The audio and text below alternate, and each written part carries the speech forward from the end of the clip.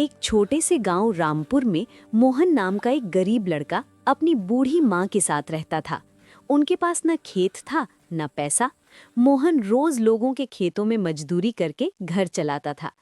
एक दिन काम करते करते मोहन बहुत थक गया। घर आकर बोला, माँ, अब मुझसे ये मजदूरी नहीं होती।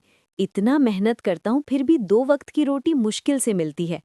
माँ प्यार से बोली, बेटा, मेहनत कभी बेकार नहीं जाती। भगवान देर करता है, अंधेर नहीं। अगले दिन माँ अचानक बहुत बीमार पड़ गई। मोहन घबरा गया। माँ, तुझको तो तेज बुखार है।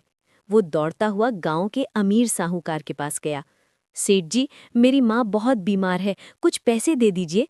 सेठ हंसकर बोला, पैसे दूंगा, लेकिन 1 महीने में ब्याज समेत लौटाने होंगे। मजबूरी में मोहन मान गया। माँ की दवा हुई और वो ठीक होने लगी। एक दिन माँ बोली, बेटा, क्यों ना हम अपने हाथ के पराठे बेचें? मेरे बनाए पराठे पूरे गांव में मशहूर हैं। मोहन खुश हो गया। वाह माँ, यही करेंगे। अगले दिन माँ ने आलू के पराठे बनाए।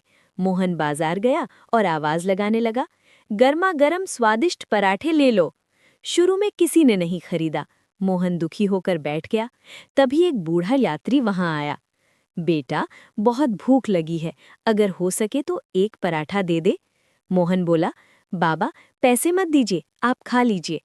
बूढ़े ने पराठा खाया और बोला, वाह बेटा, ये तो बहुत स्वादिष्ट है। उसने जाते जाते मोहन को एक छोटा डिब्बा दिया।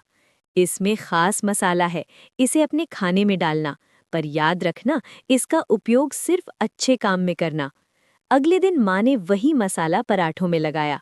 पराठों से अच्छी खुशबू आने लगी। लोग दौड़ दौड़ कर आने लगे। भाई जल्दी दो, इतने स्वादिष्ट पराठे कभी नहीं खाए।